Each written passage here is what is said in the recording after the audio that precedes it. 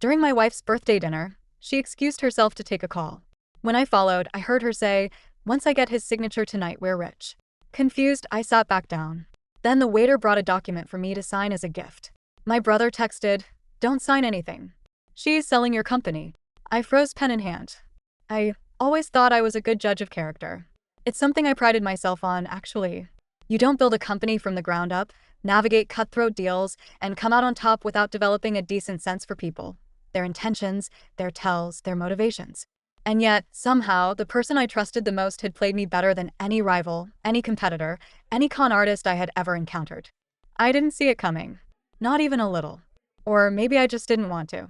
The night it all unraveled started off like any other. In fact, it was supposed to be a celebration.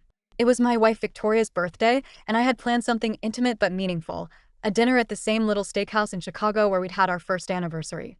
She always said she didn't care for extravagant gifts, that experiences and time together meant more than anything I could buy. She'd always known exactly what to say to make herself sound like the perfect wife. I should have known better. I remember watching her as she walked into the restaurant that night. She was stunning, like always. She had this effortless elegance about her, the kind that made people turn their heads.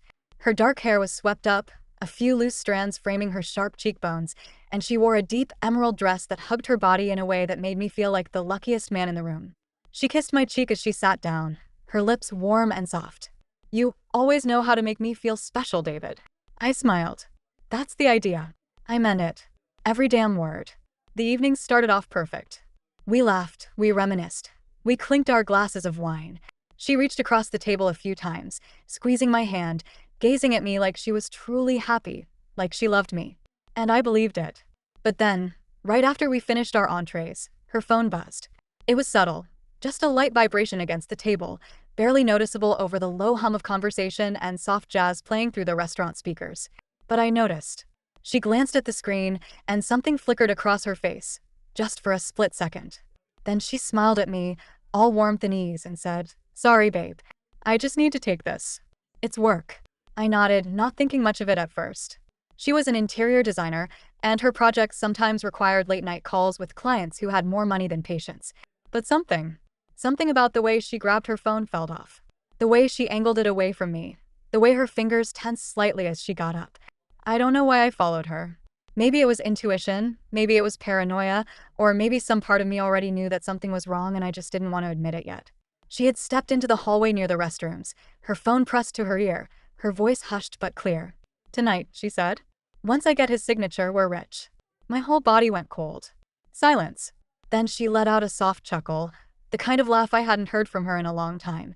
"I know, baby," she murmured. "He has no idea." I stepped back before she could see me, my heart slamming against my ribs. I moved quickly, slipping back into my seat, gripping the edge of the table like it was the only thing keeping me from falling. The waiter arrived a moment later, placing a small black folder in front of me. "Sir, this is for you." I stared at it, opened it. Inside was a contract, a legal document for the transfer of my company shares. At the bottom, there was a little yellow sticky note. "Happy birthday to me. Love, V." I felt like I was drowning. The air in the restaurant was suddenly too thick, the room too loud, my own pulse hammering in my ears. Then my phone vibrated in my pocket. I pulled it out with shaky hands. A message from my brother Simon. "Do not sign anything. She's selling your company." I looked up as Victoria slid back into her seat, tucking a strand of hair behind her ear like nothing had happened. "Sorry about that," she said, flashing me that same easy smile. "Just a quick work call. Ready for dessert." I forced my lips into a smile. "Of course." I placed the pen down. Slowly. Then I typed one word to Simon. Plan B. The rest of the night was a blur. I kept my expression neutral, played along, let her think everything was fine. But my mind was spinning.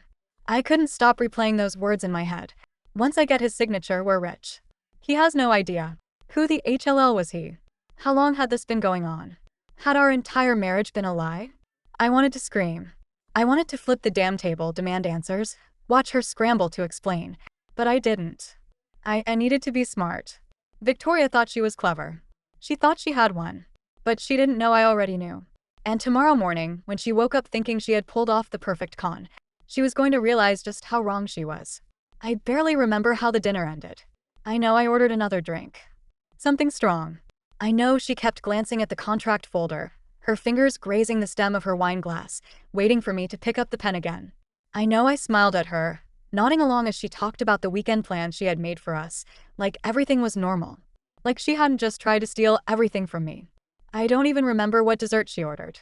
I just remember sitting there, across from the woman I had spent the last 8 years of my life with, and feeling like I was looking at a stranger. That night, I couldn't sleep. Victoria was curled up beside me in bed, breathing evenly, like she didn't have a single care in the world, like she hadn't just spent the evening plotting to ruin me. I lay there staring at the ceiling, my mind racing. I thought about all the late nights at the office, all the weekends I had spent buried in work, building the company from nothing. I thought about the sacrifices, the stress, the deals I had fought for, the employees who depended on me. And then I thought about Victoria, about the vacations, the designer clothes, the credit card charges I had never questioned. Had she ever loved me? Or had she just been playing the long game? I had no idea how long this had been going on, how many lies she had told, how deep this betrayal really ran. But one thing was clear, this wasn't a moment of weakness. This was premeditated. She had planned this, calculated it, and she thought she had won. I turned my head, looking at her sleeping form in the dim light of our bedroom. Her dark hair was fanned out over the pillow, her lips slightly parted. Peaceful, beautiful, deceptive. I swallowed the rage rising in my throat. I needed to be careful. If I confronted her now, she would lie. She would cry, deny, twist the truth until I started to question myself. No. If she thought she had already won, then I had the advantage. She wouldn't see it coming. I just had to wait. The next morning, Victoria woke up smiling. She stretched, yawning, then curled into me, her fingers tracing lazy patterns on my chest. "Morning, birthday girl," I said, forcing my voice to stay relaxed. She grinned. "Morning, handsome." Then she kissed me. It took everything in me not to recoil.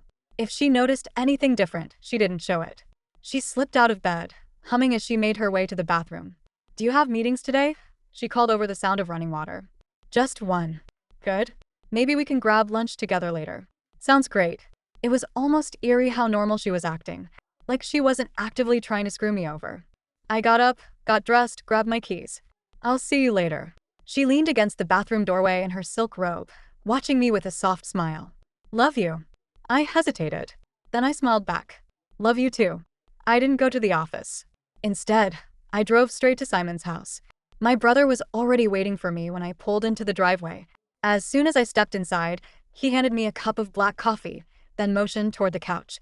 "Tell me everything," he said. I sat down heavily, rubbing my hands over my face. "It's worse than I thought." "How bad?" "She took a call last night." Stepped away from the table. I followed. Simon's jaw tightened. "And?" I looked up at him. "She told someone that once she got my signature, we'd be rich." Then she laughed.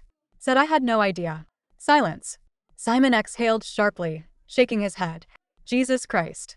I found the contract in that folder she gave me. It wasn't a gift. It was a transfer of my company shares. Simon muttered a curse under his breath. "She was going to have you sign everything over to her." "Yeah." His grip tightened around his coffee mug. "We need to act fast." "I know." Simon had been suspicious of Victoria for months. He had been the one who first noticed small inconsistencies, things that didn't add up. Random weekend trips that Victoria claimed were for work, expensive purchases from places she had never mentioned, a change in her demeanor that I had brushed off as stress. And then, 2 weeks ago, he had uncovered something that sent alarm bells ringing. Victoria had been in contact with Eric Mathers, a private investor with a reputation for hostile takeovers. At first, I had refused to believe it. Now I had proof. Simon leaned forward, lowering his voice. "You sure you're ready for this?" I nodded. "Let's take her down." When I got home that evening, Victoria was in the kitchen, sipping a glass of wine, her phone sitting on the counter. She looked up and smiled. "Hey you. How was work?" I shrugged, setting my keys down. "Busy." She walked over, wrapping her arms around my neck. "Are you hungry?" I was thinking we could order in, watch a movie. She tilted her head up, lips brushing against mine. She still smelled like vanilla and jasmine. Like comfort. Like home. But she wasn't home. Not anymore. I kissed her back anyway. Because the game wasn't over yet. And she had no idea I was about to destroy her. For the next few days, I acted like nothing had changed. I went to work, came home, kissed her good morning and good night. I let her snuggle up to me on the couch, let her laugh at my jokes, let her touch me with those same hands that had spent months plotting my downfall. And every second of it made my skin crawl. Victoria thought she had won.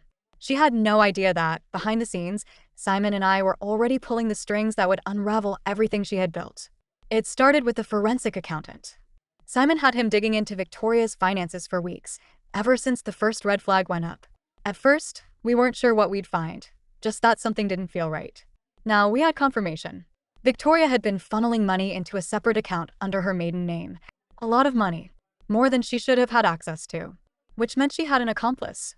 Eric Mathers, Simon said, sliding a printed bank statement across my desk. He's been sending her money in small, untraceable transactions. She's been moving it into a private account, probably in preparation for when she takes your company. I gritted my teeth. So it wasn't just about stealing my shares. She was already siphoning money from me, setting herself up to walk away with more than I ever would have willingly given her. She's been playing the long game, I muttered. Simon nodded. And she almost pulled it off. Almost. The next step was making sure I controlled the narrative. Victoria thought I would sign that contract and hand over my company without a second thought. But what she didn't realize was that the contract itself was already worthless. The moment she handed it to me, I had my lawyers draft an immediate countermeasure, an emergency clause that froze all major business transactions until a full internal audit could be conducted. In other words, even if she somehow convinced me to sign, the transfer would be null and void until the audit was complete. And once the audit was complete, well, let's just say Victoria wouldn't be celebrating. I waited. 3 days. 3 days of pretending. 3 days of watching her play the doting wife while sneaking off to make hushed phone calls. 3 days of feeling the weight of my betrayal press against my chest, not because I felt guilty, but because I was disgusted with myself for ever loving her. On the 4th night, she made her move. It was late. Close to midnight. I had been working in my home office, pretending to go over spreadsheets while keeping an eye on the security feed Simon had installed in the house while Victoria was out. And sure enough, there she was, standing in the kitchen, phone pressed to her ear, pacing in slow, deliberate steps. I turned up the volume. "It's taking longer than I thought," she whispered. A pause. I know, but he's not in a hurry. I have to be careful." I clenched my jaw. "Eric." She was talking to Eric. She ran a hand through her hair, sighing. "Look, I just need a little more time. He trusts me, but I can't push too hard. If he gets suspicious, we're screwed." A sick, twisted laugh bubbled in my throat. She had no idea. She thought I was the one being fooled. I watched as she set her phone down, exhaling slowly before pouring herself another glass of wine. She stood there for a moment, staring at the counter, lost in thought. I wondered what she was thinking. Was she picturing my reaction when I found out what she had done? Was she already dreaming about the life she would have once she drained me dry? Was she imagining a future where she and Eric laughed about how easily she had deceived me? I should have felt something. Anger. Hurt. Anything. But all I felt was relief. Because soon, this would all be over. The next morning, Victoria was unusually affectionate. She greeted me with a long, lingering kiss. "You were working late," she murmured, brushing a hand through my hair. "Yeah," I said, trying to wrap up a few things. She smiled, tracing a finger down my arm. "You worked too hard." If I hadn't known what I knew, I might have believed she was just a loving wife, concerned about her husband's well-being. Instead, all I could think about was how effortlessly she lied. "Maybe you're right," I said, forcing a sigh. "Maybe it's time to start thinking about stepping back. Letting someone else take over." I felt her body go still for just a fraction of a second. A reaction so small that most people wouldn't have noticed. But I did. I saw the way her fingers twitched slightly, the way her lips parted just a little, as if she had stopped breathing for a moment. Then, just as quickly, she recovered. She laughed, playfully nudging me. "Look at you, finally seeing things my way." I smiled. "Guess you're rubbing off on me." Her eyes gleamed. She thought she had one. That night, she brought out the contract again. We had just finished dinner, another home-cooked meal, another carefully curated moment designed to make me feel safe, relaxed, in love. And then, with a sweet, hesitant smile, she slid the folder across the table. "Baby," she said softly, "I've been thinking about what you said this morning. About stepping back." I watched her. She bit her lip as if nervous. As if she wasn't a master manipulator playing the final move in a game I wasn't supposed to know about. I know how much you love the company, and I know how hard it would be for you to let go. But I also know you deserve peace. You deserve to enjoy life. And she reached for my hand. "I just want what's best for you." My stomach churned. If I hadn't heard her on the phone the night before, if I hadn't seen the bank statements, if I hadn't known about Eric, I would have believed her. I would have kissed her, thanked her. I would have signed the damn papers. Instead, I leaned back in my chair, feigning uncertainty. It's a big decision. She nodded eagerly. Of course. And I don't want to pressure you, I just. She let out a small, shaky laugh. I guess I just want you to know that I support whatever you decide. God. She was good. She really thought she had me. I exhaled, running a hand through my hair. Maybe I should take another look at the contract. Her eyes brightened. Of course. Take all the time you need. She pushed the folder toward me. I opened it, picked up the pen, hovered it over the signature line, and then, right before the tip of the pen touched the paper, my phone buzzed. Victoria stiffened. I looked at the screen. A text from Simon. It's time. I smiled. Then I looked up at my wife. Actually, I said, setting the pen down, I think we need to talk. Victoria's smile faltered for just a second, just a flicker of hesitation before she caught herself. Talk, she repeated, tilting her head slightly. I nodded, closing the contract folder with deliberate slowness. Yeah. Something's been on my mind. She let out a soft, breathy laugh. Of course. You know, you can talk to me about anything. God, she was good. So damn good. I leaned back, studying her, watching for the cracks. I've been thinking a lot about trust, I said, keeping my voice even. Her eyes flickered, but she recovered quickly. Trust. Yeah. I mean, it's the foundation of everything, isn't it? Marriage, business, life. I let the words hang in the air, watching the way her fingers twitched ever so slightly against the stem of her wine glass.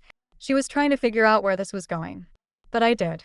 I saw the way her fingers twitched slightly, the way her lips parted just a little, as if she had stopped breathing for a moment. Then, just as quickly, she recovered. She laughed, playfully nudging me. Look at you, finally seeing things my way. I smiled. Guess you're rubbing off on me. Her eyes gleamed. She thought she had one. That night, she brought out the contract again. We had just finished dinner, another home-cooked meal, another carefully curated moment designed to make me feel safe, relaxed, in love. And then, with a sweet, hesitant smile, she slid the folder across the table. Baby, she said softly, I've been thinking about what you said this morning. About stepping back. I watched her. She bit her lip as if nervous. As if she wasn't a master manipulator playing the final move in a game I wasn't supposed to know about. I know how much you love the company, and I know how hard it would be for you to let go. But I also know you deserve peace. You deserve to enjoy life. And she reached for my hand. I just want what's best for you. My stomach churned. If I hadn't heard her on the phone the night before, if I hadn't seen the bank statements, if I hadn't known about Eric, I would have believed her. I would have kissed her, thanked her. I would have signed the damn papers. Instead, I leaned back in my chair, feigning uncertainty. It's a big decision. She nodded eagerly. Of course. And I don't want to pressure you, I just. She let out a small, shaky laugh. I guess I just want you to know that I support whatever you decide. God. She was good. She really thought she had me. I exhaled, running a hand through my hair. Maybe I should take another look at the contract. Her eyes brightened. Of course. Take all the time you need. She pushed the folder toward me. I opened it, picked up the pen, hovered it over the signature line, and then, right before the tip of the pen touched the paper, my phone buzzed. Victoria stiffened. I looked at the screen. A text from Simon. It's time. I smiled. Then I looked up at my wife. Actually, I said, setting the pen down, I think we need to talk. Victoria's smile faltered for just a second, just a flicker of hesitation before she caught herself. Talk, she repeated, tilting her head slightly. I nodded, closing the contract folder with deliberate slowness. Yeah. Something's been on my mind. She let out a soft, breathy laugh. Of course. You know, you can talk to me about anything. God, she was good. So damn good. I leaned back, studying her, watching for the cracks. I've been thinking a lot about trust, I said, keeping my voice even. Her eyes flickered, but she recovered quickly. Trust. Yeah. I mean, it's the foundation of everything, isn't it? Marriage, business, life. I let the words hang in the air, watching the way her fingers twitched ever so slightly against the stem of her wine glass. She was trying to figure out where this was going. She forced another smile, reaching across the table to squeeze my hand. I completely agree. I turned my hand over, lacing my fingers through hers. Then I tightened my grip. Not enough to hurt, just enough to make sure she felt it. Her smile wavered. You trust me, right? I asked, tilting my head slightly. She swallowed. Of course, David. Why would you even ask that? I didn't answer right away. Instead, I let the silence stretch, let her sit in it, let her wonder what I knew. I wanted her to squirm. I wanted her to feel the weight of what was coming. Finally, I sighed and let go of her hand, reaching for my phone. I guess I just keep thinking about something Simon said the other day. At the mention of my brother's name, her entire body tensed. She tried to hide it, but I saw the way her spine went rigid, the way her breath hitched just slightly. Simon, she echoed, forcing a small laugh. What did he say? I unlocked my phone, tapping a few buttons. Oh, just something interesting. Here, take a look. I turned the screen toward her, and then I watched her break. Because right there, in crystal clear detail, was a recorded transcript of her phone call with Eric. The one she thought no one had heard. Her entire face went white. She blinked, staring at the screen as if her own words weren't staring right back at her. I leaned in. Do you know what the funny thing about trust is? I asked quietly.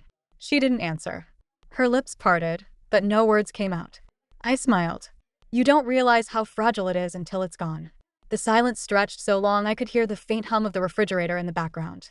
Victoria's mouth opened and closed, her breath coming in quick, shallow bursts. She looked at me, then back at the screen, then back at me. And for the first time in our entire marriage, I saw real fear in her eyes. David, she finally breathed out, her voice barely above a whisper. This isn't what it looks like. I laughed. I actually laughed. Not out of amusement, but out of sheer disbelief. That's the best you've got? I asked. Come on, V. Give me some credit. Her hands curled into fists, her nails digging into her palms. She swallowed hard. David, I can explain. I leaned forward, resting my elbows on the table. I bet you can. Go ahead. I'd love to hear it. She hesitated. She was scrambling. She wasn't used to this. She wasn't used to being caught. Finally, she took a shaky breath. It's not what you think. Really? I arched a brow. Because from where I'm sitting, it sounds like you were about to screw me over, take everything I built, and run off into the sunset with Eric Mathers. Her pupils dilated. I had never seen her look this unsteady before, and I was enjoying it. Eric, it's not, she asked in a breath, shaking her head. You're misunderstanding the situation. I let out a slow, deliberate exhale. Then I slid another document across the table. A full bank statement. Deposits. Transactions. Evidence of money being moved in and out of her secret account. I watched the moment she realized she was completely out of options. Her breath came quicker, her fingers gripping the edge of the table. David, she whispered. And for the first time, I heard real panic in her voice. Not manipulation. Not rehearsed concern. Actual, raw panic. Good. I wanted her to feel it. To feel the same betrayal, the same humiliation that she had planned for me. To understand what it was like to have your entire world ripped out from under you. But this wasn't over. Not yet. I sat back, studying her, letting the weight of the moment settle over both of us. Then calmly I said, So tell me, Victoria, how do you want this to end? Victoria was trapped, and she knew it. She stared at the documents in front of her, at the evidence of her betrayal, her lips slightly parted as if she were searching for a way out. But there was none. I let the silence stretch between us, waiting, letting her stew in the consequences of what she had done. Finally, she spoke. David, she whispered, her voice trembling. Please, just listen to me. I tilted my head. Oh, I'm listening, I said, keeping my tone even. Go ahead. Explain why you were about to steal my company and run off with another man. Her throat bobbed as she swallowed hard. It wasn't like that, she said quickly. I made a mistake. I got caught up in something I couldn't get out of. Eric, he pressured me. He manipulated me. I swear, I never wanted to hurt you. I almost left. You got manipulated? I repeated, raising an eyebrow. That's rich, V, really. She reached across the table, her fingers brushing against my hand. David, I love you. I pulled my hand away. She flinched like I had slapped her. Don't, I said, my voice firm. Don't sit here and lie to me. Not when I have proof. Not when I know what you've been planning. Tears welled in her eyes. I was scared, she said, her voice cracking. Eric, he said if I didn't go through with it, he'd ruin me. He'd tell you everything and make sure I walked away with nothing. I leaned back, crossing my arms. And yet, I'm the one who ended up with all the evidence. So tell me, Victoria, was Eric really that smart? Or were you just sloppy? She let out a shaky breath. I don't know what you want me to say, she whispered. I studied her. For years, I had seen Victoria as my partner, my wife, the woman I had vowed to spend my life with. But now, she was just a con artist who had finally been exposed. I want you to admit it, I said. Admit that you were going to screw me over. She hesitated. Then finally, she exhaled and whispered, yes. I felt something inside me settle. The confession didn't change anything. It didn't undo the betrayal, didn't erase what she had done, but it was still satisfying. I stood up. Victoria's eyes widened slightly. David, what are you going to do? I gave her a slow, measured look. That depends on you. She swallowed. Here's what's going to happen, I said, keeping my tone level. You're going to sign some papers for me. She blinked. What? I reached into my bag and pulled out my contract, the one my lawyer had drawn up the moment I learned what she was planning. I set it in front of her and slid a pen across the table. This, I said, tapping the folder, is a divorce agreement. But don't worry, I'm being fair. She hesitated before flipping it open, her eyes scanning the contents. Her breath hitched. You're leaving me with nothing, she whispered. I smirked. Not nothing. You get your car, the clothes on your back, and… well, that's about it. She shook her head rapidly. No, David, you can't do this. The house, the accounts, are mine, I said firmly. And since you were so eager to take my company, I made sure that you legally can't claim a single cent of it in the divorce. Her face crumpled. You can't just throw me away like this. I scoffed. You were already planning to throw me away, Victoria. I'm just making sure you don't profit from it. Her breathing was shallow. She looked at the contract, then at me, as if waiting for some sign that I was bluffing. I wasn't. I had already filed the necessary paperwork. My lawyers had ensured that any financial claims she might have had were wiped out. The prenup she once laughed off as unnecessary? It had just sealed her fate. She had played her game, and she had lost. She asked in a shaky breath. What if I don't sign? I shrugged. Then I release all this evidence. To the media. To your family. To Eric's investors. And I make sure that both of you go down in flames. Her hands trembled. I could see her brain working, calculating, trying to find an escape. But there wasn't one. She had no leverage. No money. No backup plan. If she refused to sign, she'd lose everything. Her reputation. Any chance of crawling back into high society. And most importantly, she'd never be able to manipulate her way into another cushy life like this again. For the first time, she had to face the consequences of her actions. And I could see, in the way her shoulders slumped, that she knew it. She picked up the pen. Her fingers clenched around it, her knuckles white. Then, with a shuddering breath, she signed her name. When she finally looked up at me, tears streaked her face. Was any of it real? She whispered. I held her gaze for a long moment. Then I picked up the contract, folded it neatly, and said, I don't think you even know what real is. And with that, I walked away. Victoria never saw a single cent of my money. She tried, of course. Tried to fight it in court, tried to play the victim, even tried to reach out to me, begging for another chance. But it was already over. She had spent years planning the perfect betrayal, and I had just executed the perfect revenge. And the best part? I didn't have to destroy her. I just let her destroy herself.